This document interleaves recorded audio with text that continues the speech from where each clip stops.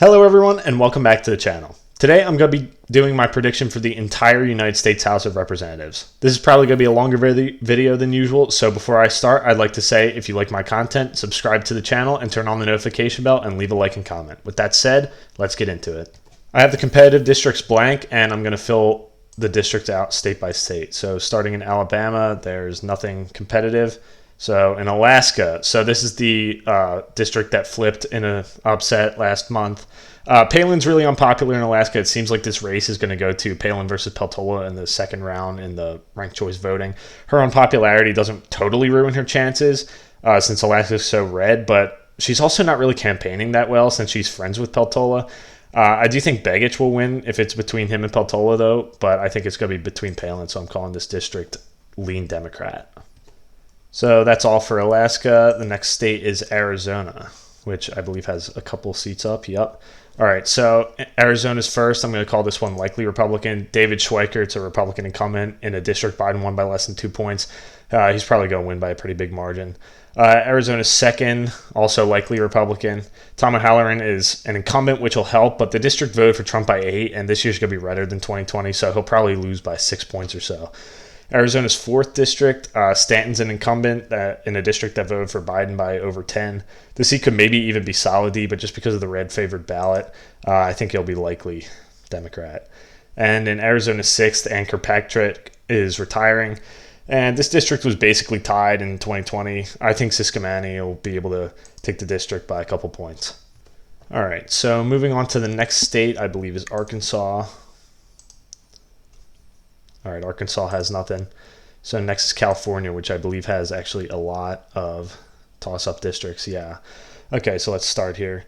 California 3, I'm going to call it likely Republican. I think the consensus is right. The seat narrowly voted for Trump. It says likely Republican here. I think I agree with that. In a midterm year, an open seat like this will go by a pretty wide margin. California 9th, I'm going to call this one likely Democrat. Harder's a Democratic incumbent in a seat that Biden won by nearly 13 points. It'll probably be a little closer than 2020, but I still think it'll be likely Democrat. In California's 13th, this is an open seat. Biden won this district by 11. If Republicans do really well nationwide, I could see it maybe flipping, but I think Democrats are favored, so I'm going to call it lean Democrat. In California 22nd, Valadao, he did outperform Trump in 2020 by over 11 points. With the midterm boost, it isn't impossible that he wins, but he did vote to impeach Trump, which I think probably hurt him among the Republican base. I think he's going to lose pretty narrowly. Mike Garcia, he is in a similar position to Valadao.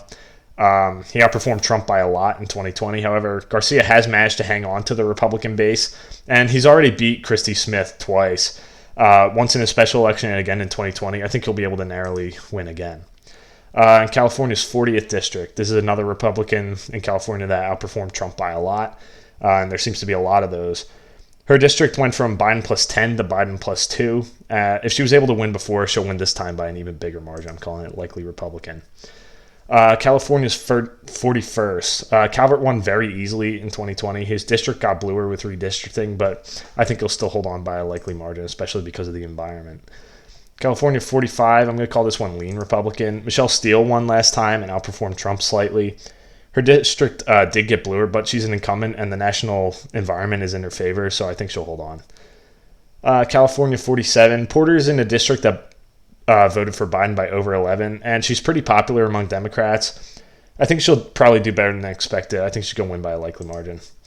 California's 49th. Mike Levin is less well-known than Porter, but he'll probably still win by a likely margin. It could go down to lean, but I don't think so. So that's everything in California. So now we can move on to Colorado, which I think only has 2 competitive seats. Yeah. Okay, so Colorado 7th. I'm going to call this one likely Democrat. Brittany Peterson is probably going to win by close to 10. If it wasn't a midterm year, I'd probably call it solid Democrat, but I think it'll be just under this year because of the midterm. Colorado 8th. This is a new suburban Colorado district, and suburban Colorado is getting bluer, but Biden did only win this district by 4, and Republicans down ballot are a lot less polar than Trump in the suburbs, and you could even see that in the Senate race in 2020. Mix that with the Republican midterm year, I think Kirkmeyer will narrowly win. All right, moving on to the next state, which is Connecticut. I think it has 2 districts, yep.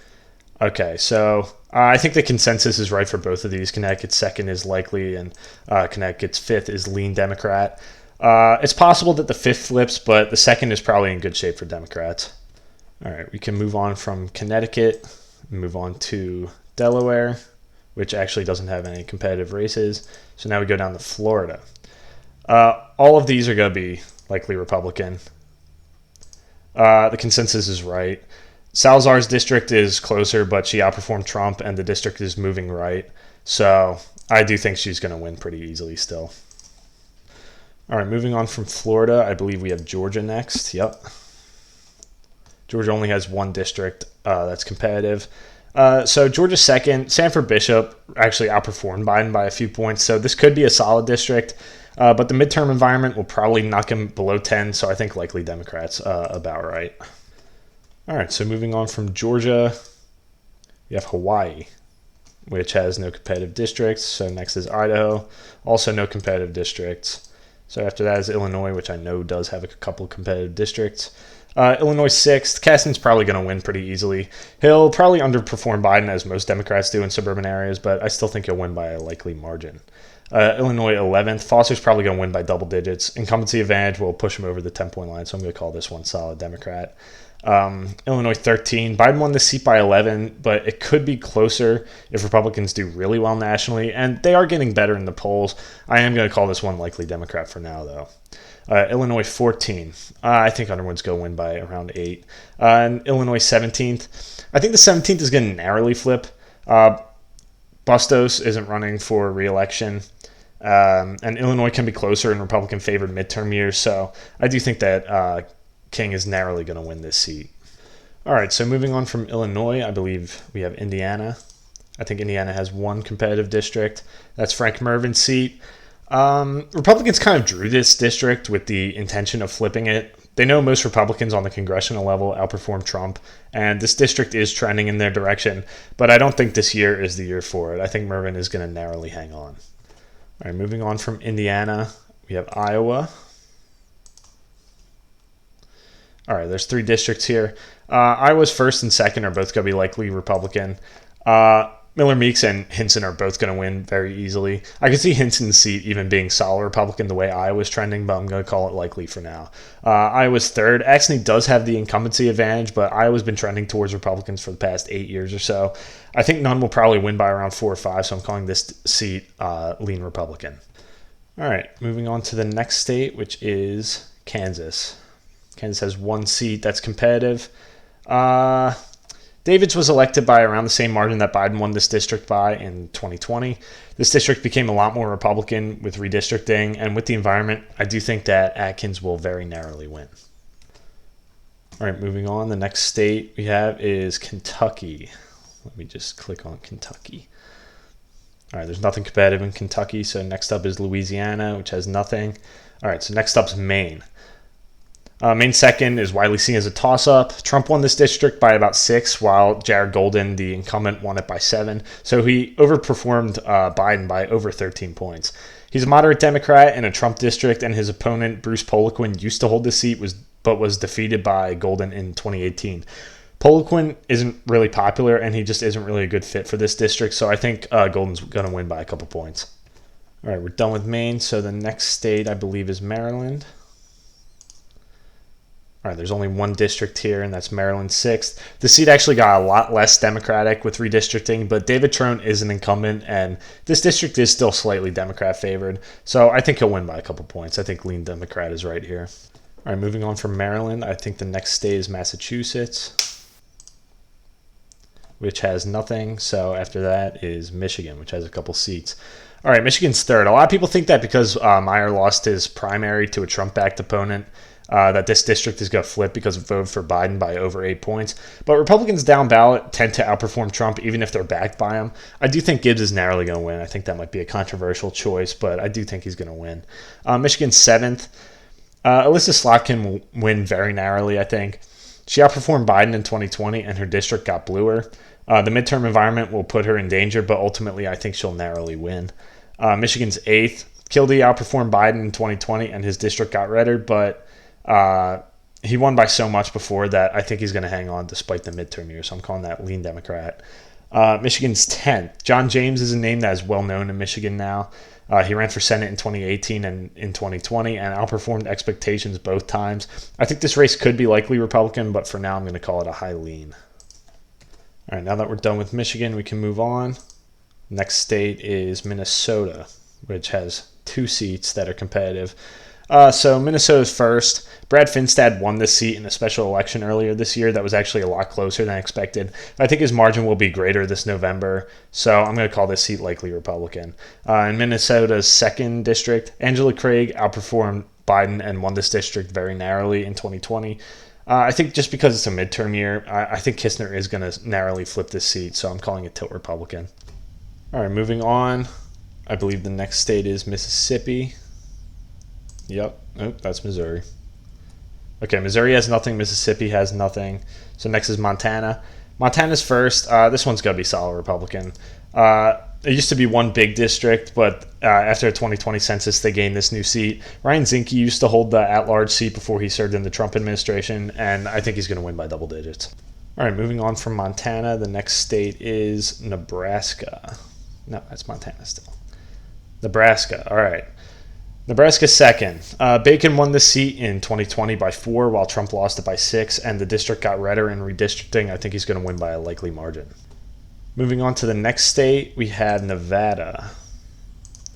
So Nevada has 3 districts up that are competitive this year.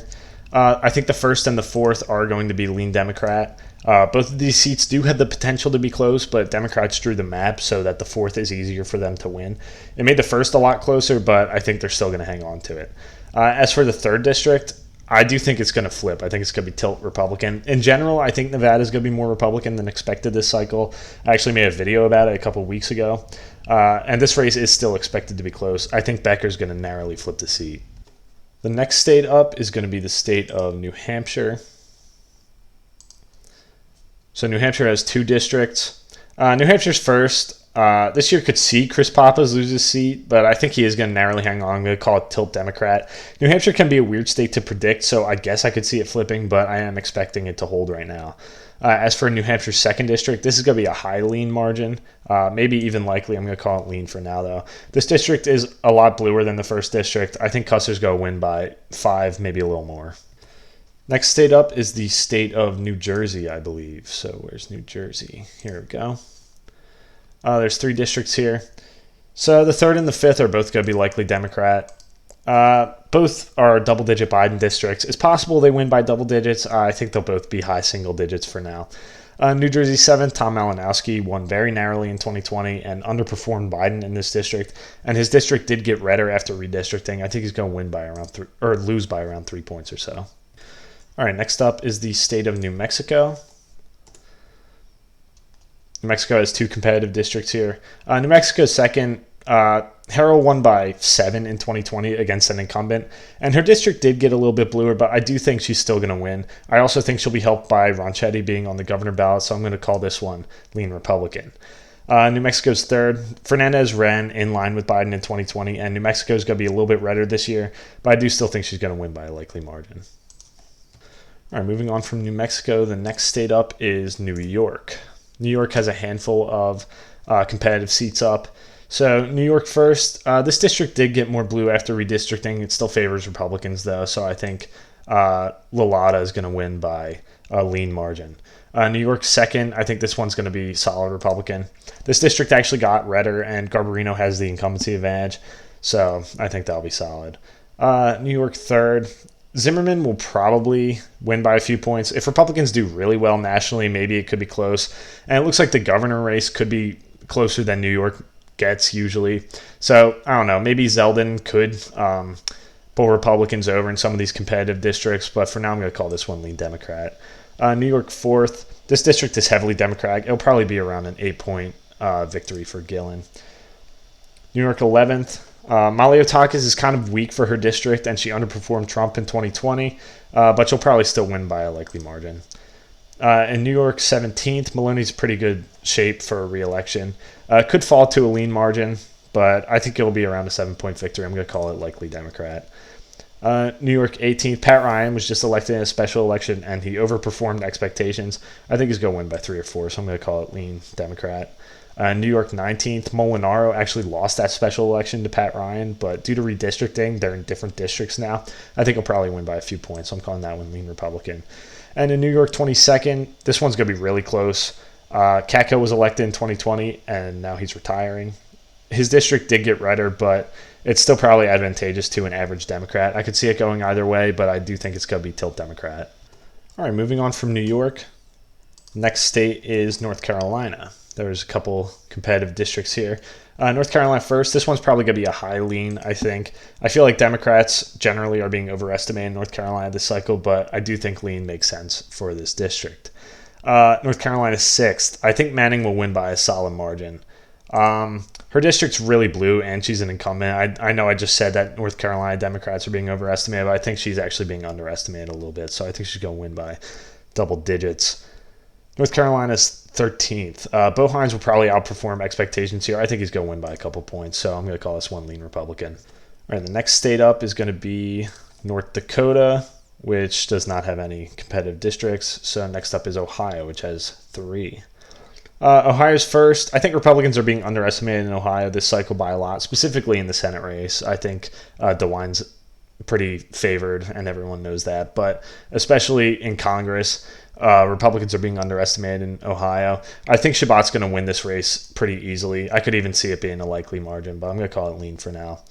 Ohio's 9th. For whatever reasons, Republicans have given up in this race and pulled funding. So although this map is pretty good for Republicans, I think Kepter is probably going to win narrowly. So I'm going to call that one tilt Democrat. And Ohio 13th, similar to the first district, I think Jesse Otto, or however you say that, is going to outperform the consensus. All right, moving on to the next state, which I believe is Oklahoma. All right, Oklahoma doesn't have anything. So next state up is Oregon. Oregon's 4th and 6th, I think, are going to be likely in lean Democrat. The consensus is right here. Not really much else to say. I do think the 5th district is narrowly going to flip. It's looking like Republicans might actually win the governor race here, which I'll get into in my governor prediction video. So I think, the coattails will probably be able to drag Oregon's 5th into the Republican column. Next up is the state of Pennsylvania. Pennsylvania has a couple districts that are competitive. Pennsylvania's first actually should not be competitive. Fitzpatrick outperforms Republicans all the time. He's going to win really easily. Pennsylvania's 7th. I'm going to call this one lean Republican. Momentum's in Republicans' favor, and Susan Wild's district was a super narrow Biden district. The environment alone will probably take her down.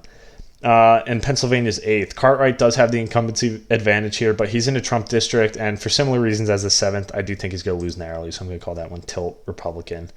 Pennsylvania's 17th. DeLucio is probably going to win here by a couple points. Lamb would have won bigger, but the Pittsburgh suburbs are pretty blue, so I'm going to call it lean Democrat. Moving on to the next state, we have Rhode Island. All right, so this district... Polling is showing that Alan Fung might be able to flip this district. I do think it is Rhode Island, though, so I do think he'll narrowly lose, but he does have the advantage of basically all wings of the Republican Party are backing him, so I think it's going to be really narrow. I'm going to call this one tilt Democrat. All right, moving on from Rhode Island, we have South Carolina with no competitive districts. South Dakota has no competitive districts, and neither does Tennessee. So next up is Texas, which has 3 competitive districts, all in southern Texas there. Texas 15th, I think, is going to be lean Republican. It's an open seat. It's a Trump district, and this area of Texas is trending Republican. That plus the midterm year, I think, is going to put this one in Republican hands. Texas is 28th. I think this is going to be a controversial opinion, but I think Cuellar's unpopularity and scandals will cause him to narrowly lose, so I'm going to call that one tilt Republican. And Texas is 34th. It's 2 incumbents facing each other, and it negates any incumbency advantage. And this district is bluer than the other ones. I think Gonzalez is going to win. It's going to be kind of close relative to how it usually would vote, but it's still going to be lean Democrat. All right, moving on to the next state, we have Utah, which has no competitive races. Vermont also has no competitive races, so now we're at Virginia. Okay, so Virginia's 2nd. I think this one's going to be tilt Republican. This district will be close since Luria is the incumbent, but I think without Trump on the ballot, the seat's narrowly going to flip. Youngkin won this area last year, and with the environment, I think Kiggins will be able to narrowly win. And Virginia 7th. This part of Virginia is the reason the state has become so blue recently. I think it will be a little bit closer just because of the national environment, but Spanberger's probably going to win by around 5, so I'm going to call this one lean Democrat. All right, moving to the next state, which is Washington. State of Washington has 2 competitive districts. Washington's 3rd is going to be likely Republican. Joe Kent beat Jamie Herrera Butler in the primary, and he'll win the seat by a high likely margin. I could even see it being a solid margin. In Washington's 8th, this seat might get a little narrow, but it's still Washington. I think Schreier's going to win by a couple points.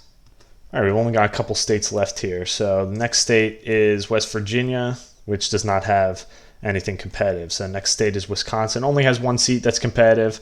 I think it's going to be lean Republican. Ron Kind is retiring, and he was able to be pretty popular here. He was a Democrat. But Wisconsin's becoming more Republican. I think the seat's going to flip by a couple points. All right, finally, we're on to the last state, which is Wyoming, which doesn't have any competitive races, but it is important to note, I think, that Harriet Hageman did primary Liz Cheney here, so, make of that what you will. All right, so this is my final prediction for the United States House of Representatives. Well, not my final prediction, but my October prediction. 230 Republicans to 205 Democrats with, flips on both sides all over the country. So thank you guys so much for watching. If you liked the video, leave a like, leave a comment, and subscribe to the channel. So yeah, thank you guys for watching and have a great day.